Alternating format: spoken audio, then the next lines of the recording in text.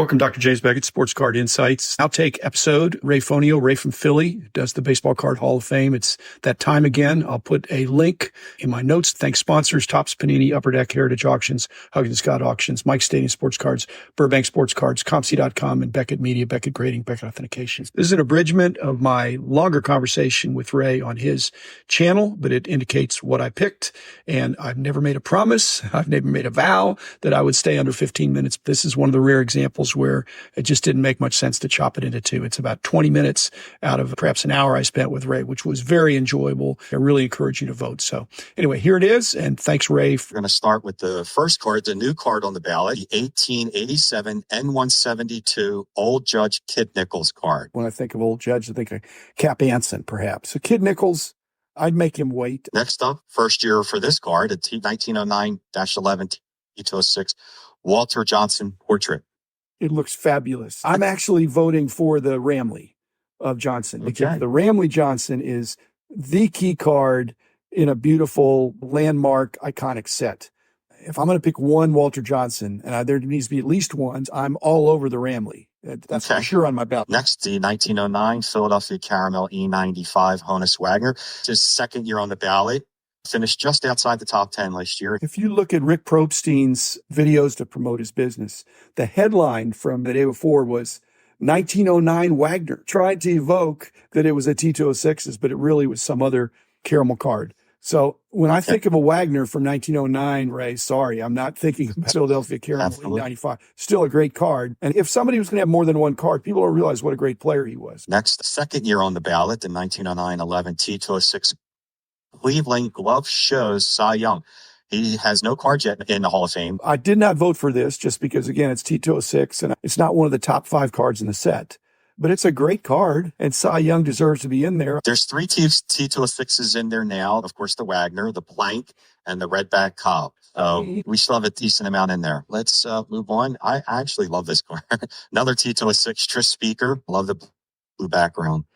Yeah, I love it too, but it's just too much T206. Again, Speaker deserves to be in the Baseball Card Hall of Fame. He's not a minor Hall of Famer. He's a major Hall of Famer. Yeah. And this might be a chance to bring in some kind of an E-card. That's what I'd look at there. Okay. Next up, shocker, another T206. First year on the ballot, the Sherry Maggie error, not McGee, the Maggie error card. It's the first corrected error. There's been errors on cards forever, but correcting an error is a headache. If you were looking through a stack of T206s, this would be one you definitely would be looking for. Now, again, if you're not an advanced collector, you might see the card that isn't misspelled and think, oh, I got a gold mine here, which you don't. And first year on this one, Christy Mathewson is in the Hall of Fame with the T205, but this is the 1914 Cracker Jack. I voted for it. And the 14s are way tougher than the 15 Cracker Jacks. And I've never seen a Mathewson that nice showing on the screen because they're usually not in great shape. But that's a fabulous card. And I'm willing to yield on the horizontal nature of it. It's one of the cards that was on the advanced collectors want lists frequently from back 50 years ago. I was told this could be Christy Mathewson's most valuable card. Could well be, yeah. Okay. Especially if it was in great shape, yeah. 1925 exhibit, Luke Eric, his second year on the ballot. I'm sure I voted for it last time, and I'm not going to be a cheerleader for the card because it is an exhibit, and so it's oversized, but it's become more and more recognized as his quote-unquote rookie card. I actually have this card. I got it graded, and one little known fact, I have my main card wall that's 2.5 by 3.5, and then I have a secondary card wall as you go back further into my card room, and it has postcard size, slightly larger slabs on a couple of panels of, say, the top 100. And this is just a killer card. If you're going to get one Gehrig card, what would it be? I think this is it. Even though the Gaudies are great, this is, to me, the iconic Gehrig card. Right. First year on the ballot. 1932 U.S. Caramel Rogers Hornsby. I looked at the Hall of Fame, and he doesn't have anything representing him. And I was really trying to look for a Hornsby card. And is this the one to pick for Hornsby? It's got to be one of his best cards. Okay. It's a fabulous set. He's worthy. He should be in the Baseball Card Hall of Fame. I don't think many people are going to vote for it because I rarely see it. There may be one or two somewhere at the National, but I'm not sure you'd see this card at the National. But it's very worthy. And I voted for it. Now the 33 Gaudy Jimmy Fox, he's not in the Hall of Fame either, no representation. And I was thinking of the catcher pose. I was thinking of that, but I thought this might have been a little bit more popular. Thoughts on this? I agree with you on the pose. I did not vote for it. And same thing with Dizzy Dean. The gorgeous card. That's the pose. I'm already doing the Ruths and the Gehrigs. And gotcha. You guys voted for Hank Greenberg. He needs to be in there. And I think this is the card. And it's a beautiful card. And here's a first-year card on the ballot. 41 play ball, Ted Williams. It's certainly the best looking of the 3 play ball Williams. But I got to have the 39 play ball rookie card. And I would stop there. For me, I'm not going to put 2 from the same card company. Right. Okay. 15th card, 49 Bowman, first year on the ballot, Satchel Paige. This was very close to being on my ballot. Is the Leaf Page in? Yeah. The Leaf Page is in, and so is his 53 Tops. Okay. Well, then that would bump this one out then. But this is still a great card, and it's tougher. In fact, I'd pick this over the 53 Tops. Next up. And I voted for the Roy Campanella in 49. I'm trying to do my part to get Roy back under consideration, Ray. I mean, it's a rookie card of a Hall of Famer whose career is cut short. Now, it's a low number, so it's not as tough as the Page. If I picked up a stack of 49 Bowmans, this is one of the cards I'd definitely be looking for. So maybe that's the main card I'd be looking for in the low numbers. This is just too big of a card. I voted for it. Okay.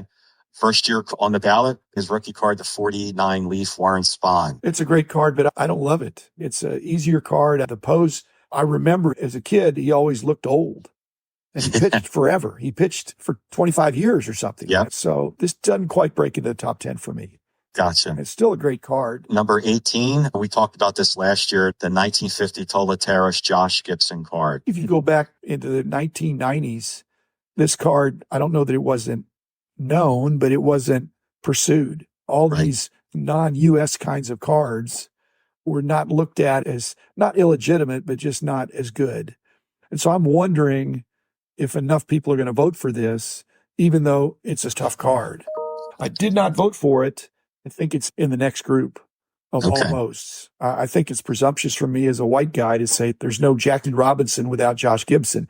That's not true. But Josh Gibson was the Babe Ruth of Negro League baseball. Without a doubt, yeah. And that's why I was trying to find something close to his playing days. That's a good thought, Ray. We'll see if the people accept it. Yeah, number 19 is the 53 Bowman Mickey Mantle.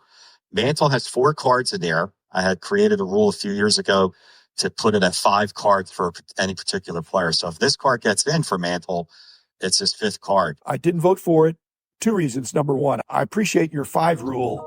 I'm not sure I would be that generous, but if you're going to break the rule for anybody, it'd be Mantle. However, I don't think you have the Stallmeyer Mantle in there, which is a really beautiful hot dog card. And there's 53, 54, 55 for the same vintage. I don't know if people can vote for it. If it's too rare to aspire for it. Yeah, that's a great card. The Stallmeyers, you're right. Absolutely. The big deal in the mid-70s when I was I was more of a collector in those days. I'll tell you what, these Stallmeyers and the regionals and hot dog cards were only 20 years old then, but they would have traded you 153 Bowman mantles for one Stallmeyer mantle. And their rarities at probably 100 to 1 too. But the value's not 100 to 1. Those regional cards of Mantle, like the Red Heart, the Dandy, the Bazooka, they're beautiful cards. I like them all. But the Stallmeyer is an order of magnitude tougher than any of those. The 20th card, first time on the ballot, 52 Tops, Andy Pafko. Of course, we all know why. This is on there, card number 1. If you have a Hall of Fame that allows for a lot of explanation, people are walking through the halls of the Baseball Card Hall of Fame and they, what's Andy Pafko doing there? You'd have to have some explanation. This amazing condition-sensitive card in the iconic set that really began the modern golden age of card collecting. Sure. And so I don't know that there's enough explanation. So I didn't vote for it. What should go in the Baseball Card Hall of Fame is an Andy Pafko 9. It's not rare in 3, 4, 5, maybe even 6. But you get 7, 8, 9. Those are worthy of being in the Hall of Fame. But I didn't vote for it because, like I said, that requires too much explanation. Next up, 54 Wilson Franks, Ted Williams. I think I voted for this before. I think it's one of the most beautiful cards. The use of a dramatic dropout white background always caught my eye. I'm voting for it. What screams hot dog cards and regionals than Ted Williams with a floating package of hot dogs? So it's surreal. It's ahead of its time. Okay. Next up, 57 Topps rookie card, Brooks Robinson. Sentimentally, I would vote for him, but I didn't vote for him. Card number 23, rookie card, not a Hall of Famer, but still very popular card of 58 Topps Roger Maris. I would vote for him to be in the Baseball Hall of Fame, but I'm not voting for him to be in, if he were pictured not on the A's and not on the Indians and not on the Cardinals, but on the Yankees, that might put this card over the top, but I'm not going to vote for it. Next up, number 24, on the same lines of thinking with the Tola Terrace, Josh Gibson, I was looking for a player that never played in the majors, and 1959 Menko Doyushu Sadahara. Beautiful card, actually. Really nice. I think people aren't going to vote for it, right? It suggests, like what you were saying, if you did a book, you could do the book of the 101 players that were voted in, and then you could do some editorial remarks of the cards that were considered and didn't get enough votes, even though they're fabulous cards. This would be an example. I don't think this will ever be voted in. Right. Shohei has a better chance. Yeah, you're right. Ichiro will eventually get in, but Ichiro too. But Sadahara, Shohei will get in before. So I don't think Ohtani's going to have 800 home runs. Next up, first year on the ballot, 65 Topps Steve Carlton rookie. Along with the mantle, that's the card in the 65 set. And that was a tougher card for me to get. I have it. He's a definite Hall of Fame pitcher in his prime. He carried the team. You're right for Philly. Absolutely. He won more games than the rest of his team, I think. Oh, in 1972. In 27 games, he won with a team that won 59. Yeah, and I think that's his best card. So again, it checks those boxes. Next up, 67 Topps Tom Seaver rookie card. Let's group that one with the next one. The 67, it's got Bill Dennehy taking up half the real estate, but the next card with the rookie trophy is absolutely aesthetically better. But still, if I had to choose, I didn't pick either one of them. I think they split the votes. We'll see what they do for your voters there. But if in doubt, I would pick the rookie. It's a high number. It was always tough for me. And the 68 was not a hard card. Actually, the 69 Seaver is a nice looking card too. Okay. I have a feeling this next one. If it's ever been on there, I voted for it. I have the card. I can't believe this isn't in yet. I got this card from George Lyons, a voice from the past. He was such a great guy and one of the pioneers and one of the first guys that really worked before the internet. He had his own internet. He had his own web of people that he worked with, and he would find out what I wanted, and then he would find out what I had, and whether it was a 2-way trade, 3-way, 4-way trade. So he found out I wanted this card, got it for me, and extracted probably a good price back in the day, which now would seem cheap. But it's a prized card in my collection. Yes. First year on the ballot, 75 Topps Robin Yount rookie. I'd vote for Brett. I think he's in already. Brett, I know, and Brett and Yount are the two that you think of, but I just think they used to be about equal, and I think Brett has surpassed. It's definitely surpassed it. And so I think he's worthy. And if there are 200 cards, I think he'd be in there. But frankly, I'm not sure he's going to be in the top 100, Ray. But that's I think you're right. Yeah. One man, one vote. This is a returning the 1980 Charlotte O's orange card of Cal Ripken. Interesting card. It's too difficult. If I told somebody I have a really comprehensive minor league collection, this would be the number one card they'd be asking if I had. And when I tell them, no, I have the blue version, they would think that's great too, but not nearly as great.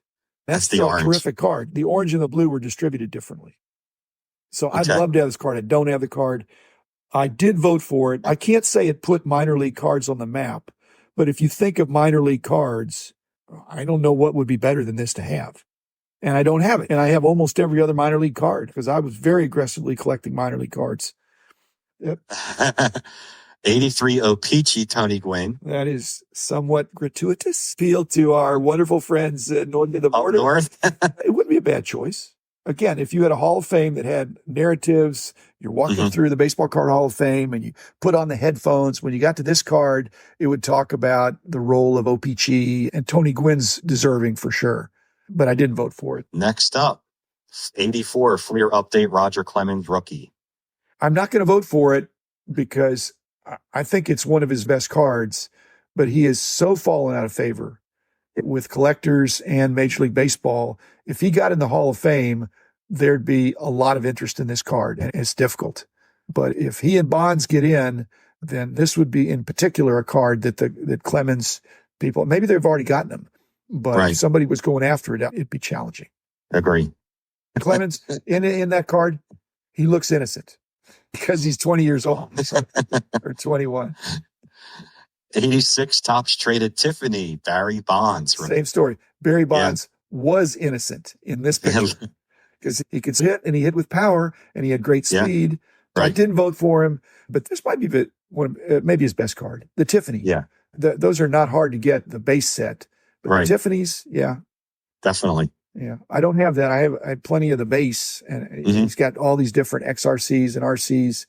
This Tiffany just looks sharp. Tiffany's were crisp. 87 Donners, Craig Maddox rookie. I like this card, maybe just to have an 87 Donners in the Baseball Card Hall of Fame. That was a nice looking set. It's fallen out of favor because it was right when production levels were going up, but the black borders, I didn't vote for it, but I thought that's worth considering. Interesting card, yeah. He wasn't the best thrower. He wasn't the best strikeout guy, but he might have been the best pitcher and the best pitcher and pitcher in our viewing in his, I can't even say in his prime because he lasted so long. He was able to pitch beyond his prime. Yeah, he was definitely a great pitcher. He was a pro. Yeah. For that, he gets no respect because he doesn't strike out 300 batters every year. He was a ground ball pitcher, that's for sure. Yeah. Comic set, I think, the 1990 Leaf, Frank Thomas rookie. Yeah, I just think the no name on front uses up all the air. Yeah. The other problem is this card is way not as hot as it was back in the day. Yeah. In 90, 91, 92, around in there, that was just a fabulous card. The 91 and 92 Leaf cards were just so overproduced, and 90 Leaf were not. So that's a great card, but I didn't vote for it. The 1990 Upper Deck autograph Reggie Jackson card. What got the craze started for cards being autographed? It's the first big-time chase card. I love this card. Well, I really like this card. You're saying exactly what I'm thinking. I did vote for the card because of the historical significance of this card, as you said. It charted a new path for cards where the chase card, the personally autographed card, the numbered card, Upper Deck was innovative, and Reggie was larger than life. He was a huge personality, and he backed it up. So I did vote for this card. And I may have had it at one point, but I don't have it now. The 1991 Topps Desert Shield, not the regular Topps, the Desert Shield Chipper Jones rookie. That whole set was pretty cool. Same thing, right? If there's a physical Hall of Fame ever or virtual tour, this would be a card that I don't think will be elected in because it's too obscure and it's too similar, but it's worthy of a stop and remember that what Topps did actually, which was a cool thing. And the fact that a bunch of them got back into circulation mysteriously back stateside, it's like a footnote though, Ray, not the whole story, but the footnote that baseball cards were so popular then that it was cheering up the servicemen during that situation. And Chipper's the guy for that set. So, absolutely. So I'd like to see it editorialized, but it didn't make my top 10. It's just too obscure. But I will say this, when I look in the dollar boxes, I have found Desert Shield cards, but I haven't found any Chippers. That's the thing. But even a common is a good card. 1991 Upper Deck Michael Jordan. It just depends. This is the Baseball Card Hall of Fame. This is a very popular novelty. And like I say, to be able to say, here's some cards that didn't make the grade, but they have a story worth telling in the history of baseball cards. I guess that's what I'm trying to say. That Michael Jordan was so hot and he had this flirtation with baseball and Upper Deck picked up on it. And here it is. And it's a really good card. Next up, 1992 Bowman Mariano Rivera rookie card. This was a near miss. I think the fact that when you look back retrospectively now, what is that, 32 years? The shutdown reliever that he became, it's hard to imagine looking at this 14-year-old kid. In 92 Bowman, he just looks like he couldn't get the ball to the plate, much less striking him. That's why his ball dipped so much. But it broke the rules. And I think Victor, the rookie card, quote unquote rules, he's not in a major league uniform. Somehow his ensemble is color coordinated to the Leaning Tower of Pisa, whatever it is. He's just staged in a way that's interesting. So I almost voted for it because it says, hey, kids, these guys are players. They're people too. And the fact that I think this is a rookie card, in spite of being in street clothes, this was the year that Bowman got a little bit tougher after they came back and they were too easy in the beginning. Tightened up in 92. I guess it's the best card in the set. So I have it almost in my top 10. Last card on the ballot, 2001 Topps Chrome traded Ichiro Suzuki and Albert Pujols. I just like this card because it's got two players. Both these guys are going to go to the Hall of Fame. And the only card I know out there that has multiple rookies is the Trammell Molitor, unless I'm missing something else. I want this card to eventually get in. It's not the most beautiful card, and it's not what put Chrome on the map. Topps Chrome was a premium brand from the get-go, all the Chrome stuff. But pretty amazing. Like you said, double rookie card. It's the footnoting of these cards that I'm saying. Right. And you present your 40 to pick from, but when people pick, they don't know the backstory. That's one of the reasons why you on your channel and inviting me to amplify, you could write a page about each of these cards. Right. But you could write a book. Okay. I was disappointed I couldn't vote for this. I love this card. This is on my list to buy this year. As before this year's over, I'm hoping to get this card because next year Ichiro's on the Hall of Fame ballot, so could get a little bit of a bump there. I love going through these ballots every year. I don't vote for it, but it definitely is a good barroom discussion. I like to say friendly barroom discussion. You always hear that the customer's always right. Yeah. Which really isn't true. What you're pointing out is the customers are always right. In other words, if you're a dealer and you have one customer that comes in and says, hey, you're doing this all wrong, or why aren't you doing this? That's one person. You say, they doesn't know what he's talking about. If 100 customers come up and say, hey, you're doing it wrong, then, so the customers, plural, you need to listen to them. And that's exactly what you're doing. You're listening to the customers, plural, and they're speaking loudly that what they want in their Baseball Card Hall of Fame. You're doing all the heavy lifting, but you need them to vote, and they are. Let me ask you an over-under. If I were to tell you that 50% of the collectors out there have more than one email address, I would say probably over. I think it's over. Yeah. So can they vote one per? I didn't hear that. I know it's hard to police it. I just do basically like an honor system, but even so, it's hard to cheat to any great degree. I just think the people speak. I'm just saying, if somebody's really passionate, it's like a primary election. The turnout's not going to be that great. And so if you really go door to door, if they were to really tell their friends, vote for Campy. But the problem is they're going to say, but you have to vote for Campy. That means you got to bump somebody else out. Yeah. And that's the problem. And that's what makes it hard. The more intriguing. This thing, because you're like, man, I think this guy's going to do pretty well. So let me give this. I don't want this to get bumped off. That's how they approach it with the Veterans Committee and the actual Hall of Fame and the BBWA. That's why people don't understand why they don't get 100%. It's because they know that this guy's going to get in. He's going to go well over 90%. They don't want to see this guy get bumped off, so they're putting their vote toward him. So it works hand in hand like that. But it's so much fun, though. I love it. You're doing a great job, Ray. So I don't want to plant the seed of distrust or... You do what you got to do. I'm sure there's a few people that are doing that, but there's a spirit of fair play that I think people gripe about the hobby, but most of the people I interact with are pretty honest, hardworking, straight shooters. You don't last in this hobby if you're jerking people around. So personal integrity, there's everything. Yeah, there's word of mouth. The voting ends May 13th. And I will have the induction video on Wednesday, May 15th.